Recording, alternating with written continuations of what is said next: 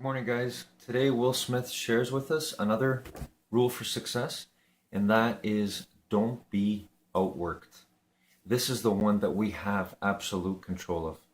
Every single one of us has the ability to control the amount of effort and hard work we put into something. So Will Smith says that that's the one factor for him that has made him so successful. He may not have all the skill in the world, he may not have all the talent in the world, but one decision he's made in his life is that he will not let anybody outwork him. And it has spoken volumes for his success in all the things he's accomplished. So I challenge you to think about that in your life. What's one thing that you want to improve on and you know you have control over the amount of work you're willing to put into it? So if you can focus on one thing and apply the amount of effort you put into it, you'll see amazing results. Have a great morning, everyone.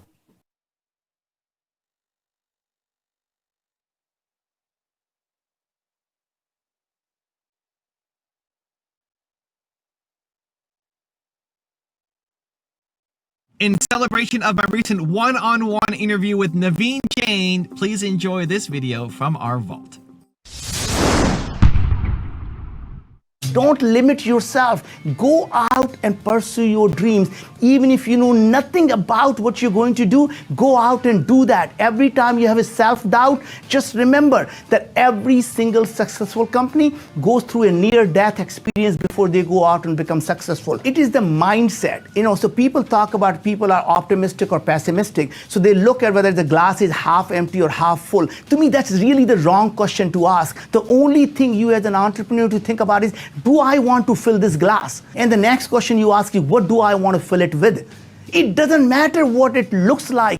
Your job is to imagine and dream about what you want it to be. The biggest problems are really the social problems. And if you can solve them, it's a massive opportunity. Dream so big that people think you're crazy and never be afraid to fail. If you want to make $1 billion, all you have to do is solve a $10 billion problem. So go out and find a way to provide the fresh water to the humanity. Go out and find a clean solution for energy. Go out and find a solution to agriculture. Find a solution to poverty. All of these are $100 billion problems. So don't think of them as a problem. Think of it as a great entrepreneurial opportunity. And solving any of these problems will make you $1 billion.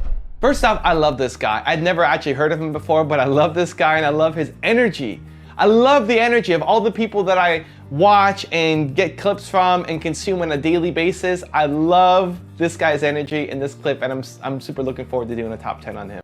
So my thoughts are, I think people limit themselves daily. I think most of our lives, you're just limiting yourself. I think you walk around in your day-to-day life 99% of the time just limiting yourself. Telling yourself why you can't be more successful, telling yourself why this thing will never work. You have this idea spontaneously for this big thing that you want to do. Maybe you got inspired, maybe you're watching an Espresso clip or a top 10, you get an idea for something you want to do, and then the next day or even an hour later, you're telling yourself all the reasons why that's never going to work out. And instead of focusing on why it's never going to work out, start asking better questions. Start asking yourself, how can this work out? How can I make this happen? When you start asking better questions, you get better answers. When you start asking those kinds of questions, you start to come up with reasons, come up with solutions. But as long as you're telling yourself that you're never going to be successful, you can't go do that, you didn't go to school for that, you don't have the money for that, you're from the wrong country, you don't have the right family connections, blah, blah, blah, blah, blah, whatever excuse keeps coming up, you keep believing it. You're limiting yourself. You're a walking self-limiting machine constantly. That's most people. They walk through this haze of constant self-doubt and constant limits. Where if you look at the people who've gone on and done amazing things, they have a big goal. And they may not know how it's going to work out yet, but they ask themselves that question.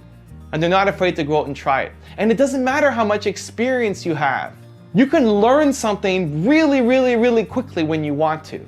I'm not the first guy on YouTube, and I'm having more growth than people who've had years more experience than me. I'm not the first guy to write a book, and we're having more sales than people who've written books years before me. I'm not the first guy to be in the salsa school business, and yet our school is, the biggest probably in North America. I didn't grow up salsa dancing. right? And so if you really want to learn something, you can get really good at it really quickly because you have the passion. And so just set the priority. I have this goal. I have this dream. How can I make it happen? And when you start listing out the reasons how to make it happen, go out and start executing. Start learning, start getting better, develop your talents, build your team. Stop limiting yourself. Stop being that walking 24 hours a day, self-limiting machine up here, just holding yourself back. You do that, you free yourself from that. That's the game. That's the impact. That's life. If you want to see my one-on-one with Naveen, check out the video right there next to me. I think you'll love it. Continue to believe, and I'll see you there. Self-belief comes from self-love. Right? The minute you fall in love with yourself is the day the world will.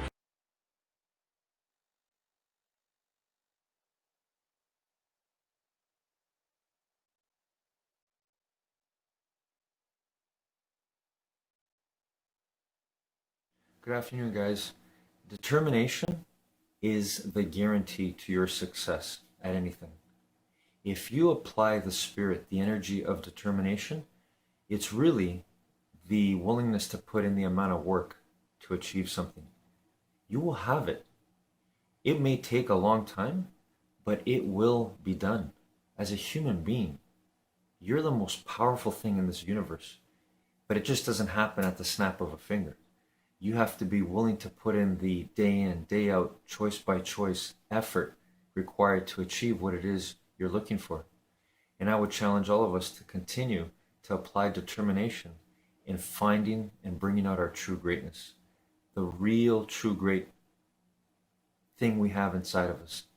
And if we do that, we're going to see some profound changes in our life, and we're going to enjoy the process as we go along. Have a great afternoon, everyone.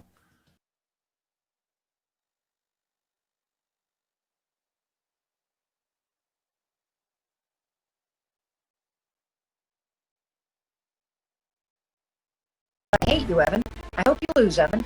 I hope your business goes bankrupt, Evan. Evan, you're a terrible person. I spent the first 40-some years of my life trying to be somebody else. I'll give you guys a secret way to fast lane your way into being more authentic. And there she is. Hi!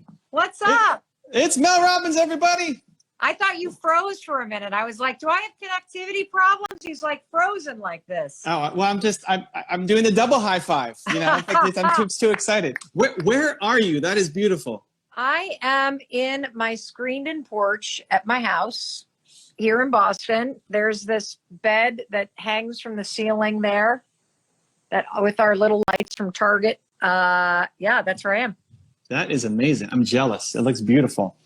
Mel Robbins, everybody, author of the New York Times best-selling book, The High Five Habit. Here it is. I mean, it's had such an impact. You see so many people sharing, all of the work inside Growth Day as well, people sharing. Is there a favorite story? I know you had so many and you're you're still in it, but is there something you can share of just blew you away? Well, I can't read the reviews, everybody, without crying. So first of all, for all of you that have read the book or been following along, I don't know if you know this, Evan, but I am actually reading the book cover to cover for free on social media every day. YouTube? You know, because I know that there's, YouTube, Facebook, Instagram, LinkedIn. We read a little bit every day and answer questions. And I think the thing that's blowing me away the most is how universal it is to be hard on yourself, to hate yourself, to it goes even deeper than doubt, Evan. Like the critical voice in people's minds is just relentless.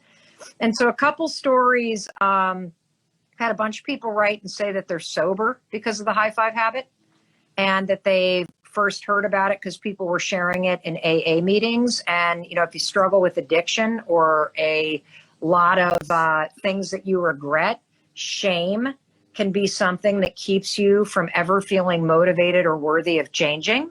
And when you go to high five yourself every morning without saying a word, it starts to demonstrate to your brain that despite what you've survived and despite what you may have done, that you still believe you are worthy of love and support. Those stories bring me to my knees. People that literally, there was one line that somebody wrote that said, you know, at the beginning of the book, it felt really good to know that you, Mel, believed in me and my ability to change. By the end of it, nothing will stop me again from believing in my own ability to change my life. And so just story after story after story of people having revelation after revelation about how just profoundly they have been hating on themselves and rejecting themselves and talking themselves out of all the things that they want and deserve in life, and how quickly the switch flips using science when you start to high five yourself in the mirror and use the other tools in the book. I love it. Well, you mentioned your YouTube channel quickly, and in the middle of all this, Mel also crossed 1 million subscribers on YouTube. Right. That's right. You're going to get one of these in the mail soon. Oh, yeah. Does it come soon? It takes a little bit of time, but make Do I sure have to apply for anything? yeah, You're you do. the expert at YouTube. You know? They'll send you an email and just put in what you want to show up on there, and they'll send it to you. But Oh, wow. I love it. Just the impact that you're having around the world with the book, with your content. One of the things that I love about you and your brand is you don't pretend like you've always got it all figured out. You know, like in the nicest way. You know, it's like so many people come on, it's like, well, here's what you do to be a success. And you're like, I'm still trying to figure all this out myself. And a lot of your breakthroughs seem to come as a result of you feeling really low. And then you find something that after all these experiments kind of works. And then you dive into the science and then you share it and aren't afraid, or maybe you are, but still the willingness to come out and share what you're going through. How did that, like people say, be vulnerable and be authentic. You just kind of seem to live it. How did that come to fruition for you? Well, like everything, Evan, in my life, it came the hard way. Like I kind of wish that I could just read this stuff in a book and apply it like that. But I don't know if I'm just stubborn or I'm an experiential learner. But as you already said, I kind of have to either fall in a hole or dig one for myself. And then I got to build a ladder in order to get out of that hole. And so that's how I come onto this stuff. And I think the other reason why, I apologize if there's I don't know what that is, some sort of airplane flying around, but I don't know why this is my learning style, but it is. But I'll tell you what, everybody, I spent the first 40 some years of my life trying to be somebody else. Like I struggled with people pleasing and insecurity just like everybody else does. And I don't care who you are, everybody feels the desire to fit in, the need to be liked.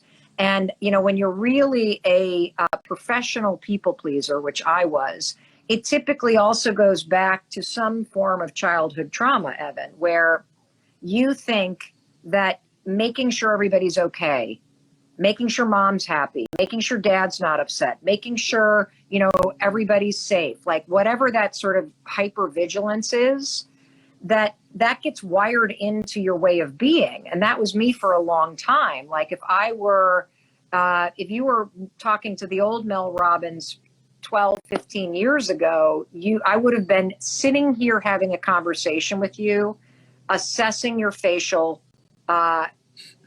expressions, your reactions. And instead of just saying what comes to mind naturally, I'd be thinking in my head, what do I need to say to make Evan like me? What do I need to say to make Evan think that I'm smart?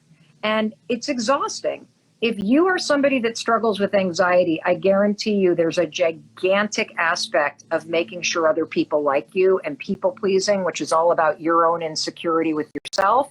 That's a part of your day-to-day existence. And so back to your question about how did you become so vulnerable? How is it that you can just throw all this stuff out there and it's real? It's not a gimmick. You're not doing it because you think you're going to get more likes, and you're not doing it because everybody says that people that are authentic or, you know, have bigger brands or whatever the hell it is. You just do it because that's who you are. I spent so long trying to be somebody else that I finally had a freaking breakthrough at like the age of 45, that it is so much easier to just be yourself. It's so much easier and freeing. I'll give you guys a secret way to fast lane your way into being more authentic. Start saying these 3 words more often. I don't know. If you're in a meeting at work and somebody asks you a question and you say, I don't know, something incredible happens. Your credibility goes through the roof because people in that nanosecond realize, holy cow, if I'm talking to Evan and he's willing to say in front of 10 other people, I don't know, I can try to figure it out for you, but I don't know the answer to that. People go, I can trust him because he's telling me the truth. He's admitting something I don't even want to admit. And so if you were to start to look for opportunities every day to either say, I don't know, or to say, I don't know how many words are in this sentence, something like, I'm sorry, Evan, I don't understand what you're talking about. Could you explain NFTs to me again? Like that literally is the magic formula for beginning to be more authentic. Admit what you don't know.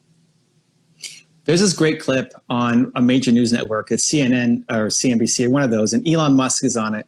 And he's basically saying that robots are going to kill us all and take over the world, right? It's like this big, bold statement. And then they ask him, well, how's it going to happen? And he says, I don't know.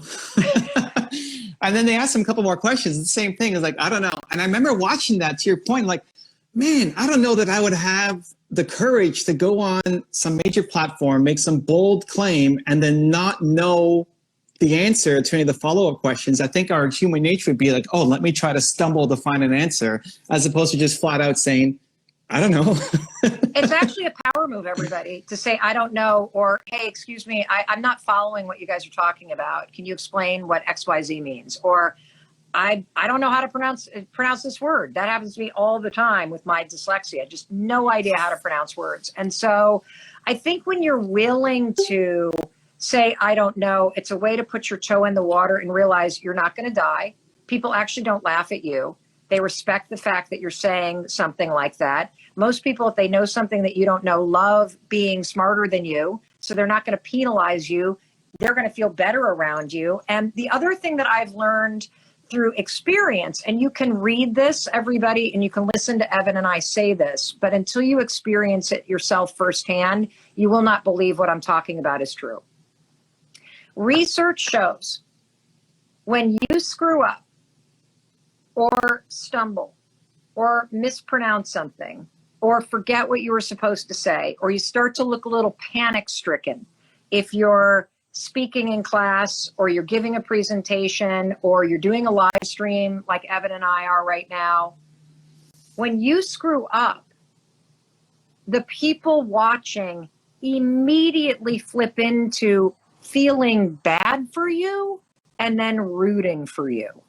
So that, I can't remember what the study is. You may know this, Evan, about how, like, if you've ever seen somebody trip up the stairs to get an award, like at the Oscars or something, when that happens, we all go, oh no. Or if you've ever been in the audience when somebody's slides aren't working and you start to feel this shared experience of anxiety, people trust you more. They root for you because you're stirring a shared experience with them in your own humanity. Like, something interesting happened to me yesterday, Evan, if you'll allow me to explain this. As I mentioned, I've been reading The High Five Habit for free on all of my social media platforms, a little bit every day, and answering people's questions, because I know a lot of people are really hurting and they can't even afford to buy the book. And so I'm, basically saying to people, I'm going to show here to make this accessible, because I know that the work in this book, the tools, the research, it's transformational. Yesterday, I had so many things go wrong. I was 20 minutes late to getting our tech set up right. Unlike Evan, I'm not a genius at this stuff. I'm not as organized as Evan. I'm not as smart as Evan. I have not studied this stuff the way that Evan has. And so I sort of am like the bad news bears with the live stream. I thought I would do it on the screened-in porch. We couldn't get Wi-Fi. I couldn't get one of the phones to work. I I couldn't find the right tripod. I'm running late. The team is texting me. So now I'm amped up. I'm now running into the office and I can't get it quite set up. We start going and we're 20 minutes late with an advertised live stream. I've got 3 team members on remote trying to organize, getting it to LinkedIn, getting it to Facebook. So guys, I'm performing on camera. I'm live. I'm late. We've had tech breakdowns. I'm 53 years old. The kind of adrenaline is going through the roof. You know this, Evan. You've experienced these things before. The freaking guy who I love, who comes once every 2 weeks to mow the lawn, shows up. And he has now got a leaf blower outside the window as I'm going live. The computer crashes and we lose the live stream. And just the people on Instagram are now watching. As I'm trying to talk to the team in real time, going, do we just kill this? What are we doing? I'm totally alone. There's a guy out here. I'm turning the thing and showing everybody. I'm kind of in this breakdown mode. You see it happen in real time. And you know what I wanted to do? I wanted to go exit, exit, exit, exit. Get me out of here. Get me out of here. But I all of a sudden closed the book and I literally allowed the real experience. I just started crying on Instagram yesterday. This is yesterday, everybody. You're looking at the woman who had the #2 selling book on all of Amazon last week, hit the New York Times, The High Five Habit. We are literally an instant bestseller because of everybody's support and because I know this is the book the world needs right now. And because of the support of so many amazing friends like Evan. But here I am crying on Instagram yesterday, just completely overwhelmed by my life. I look up the camera. I've got my glasses off. I'm wiping my eyes. I'm like, does anybody else feel overwhelmed by their life right now? You know, I know that it looks like I have it all going on. I know it looks like my life is perfect. It is not. I'm just overwhelmed. Let me show you a tool in the book. Let's use it right now. Do you know we posted that? And typically, whatever it is that when we're posting free chapters of the book have been getting for views, this thing like 8x'd the other views. And let me tell you why, because it's not about the views. You and I think about views the same way. Those are human beings, and you and I both want to make an impact in people's lives. And so the more people that watch it, the more lives you have a chance to impact. And the reason why, everybody, is going back to Evan's original question. Nobody wants to be told what to freaking do. We all want to feel something, and we don't want to be talked down to. And so I think in that moment when, you know, here I am having just launched the most successful thing I've ever done in my entire career. And here I am crying because I'm alone and I'm overwhelmed and I'm screwing up left and right. And I've got no ability to control all these things that are breaking down. Everybody can relate to that feeling. Everybody. And so my advice on being authentic and being vulnerable is give yourself permission to be you. All of you.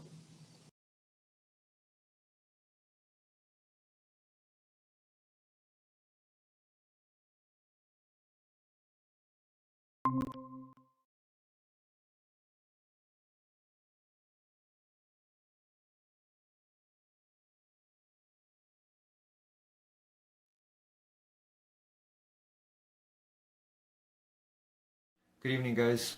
As we go on our path to developing infinite mind wealth, I want to share with you an example from Will Smith. And I've often heard this from him, either in watching videos of him or reading materials based on him and his spirit and his energy of outworking people. And I want to share this with you because it's sort of funny, but it's also serious too because of its effectiveness and its power. So he says when he gets on a treadmill to exercise, he has the spirit of he is willing to die on that treadmill. In other words, he says, if I get on a treadmill and you get on a treadmill, he goes, one of two things are going to happen. Either I'm going to die or you're going to be outworked. And he says, I'm willing to die for it. So it's that spirit, it's that energy that we have to develop our infinite mind wealth. Have a great evening, everyone.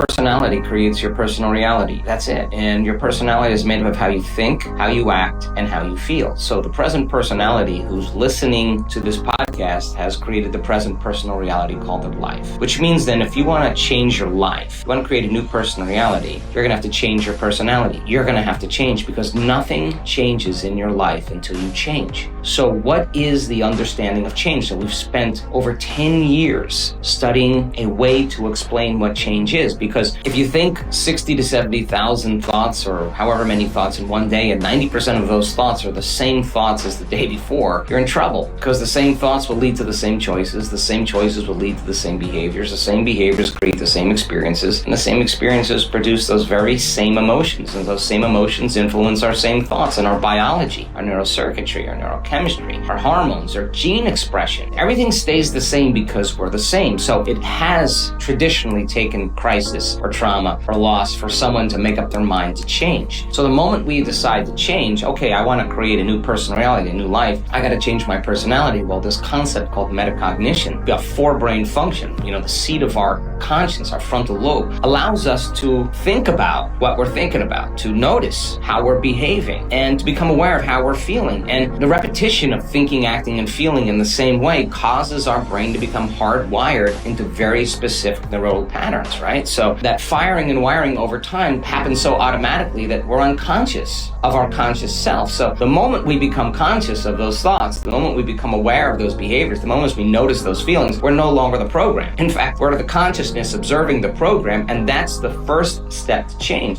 Need motivation? Watch your top 10 with Believe Nation. Hey, it's Evan Carmichael, and I make these videos because you are probably the most ambitious person in your circle, but you know you're capable of more, and you get that push by surrounding yourself with the best. So today, let's learn from one of the best, Joe Dispenza, and my take on his top 10 rules of success. Enjoy. Rule number 2, be present. Look, people can create all kinds of wealth, and they can create all kinds of abundance. They can have the cars, the homes, and everything. But if they can't be present to enjoy them, I've sat with billionaires, and they've looked me in the eye and said, "We're all miserable. Same here. We're all miserable." And so then, at what point do you have to wait to change? Does it have to be that lowest point, or can you learn and change in a state of joy and inspiration instead of pain and suffering? And that becomes the art, right? So then to change then is to be greater than the habituations, the drives, and the emotions that have been conditioned in the body.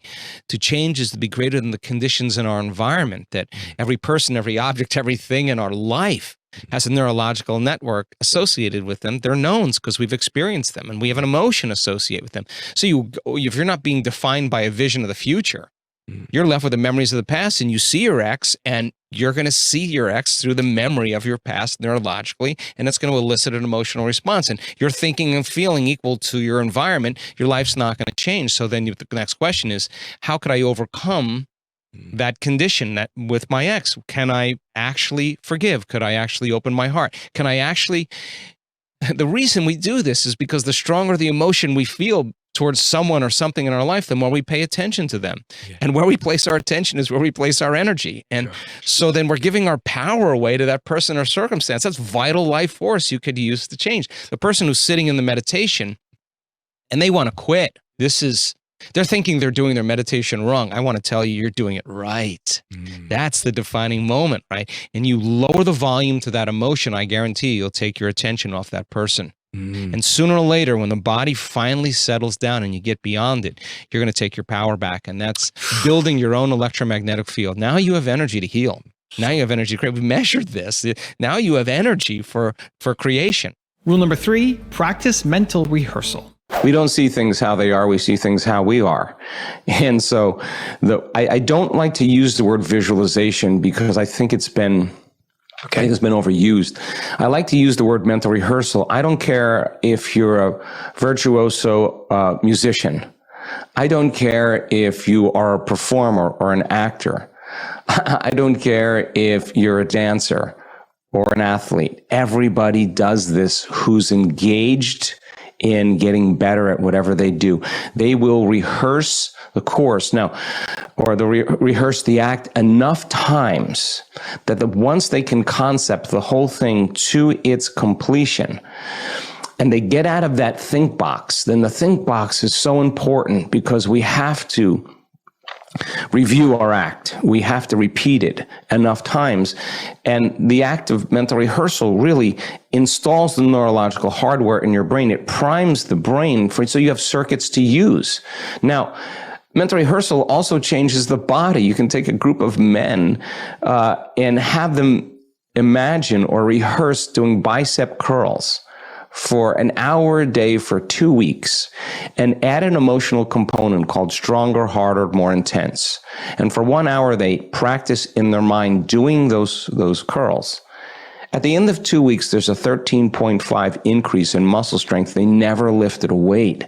Their body's changing by thought alone. So the person who's priming their brain and body through rehearsal, when they get in their play box, there's no thinking.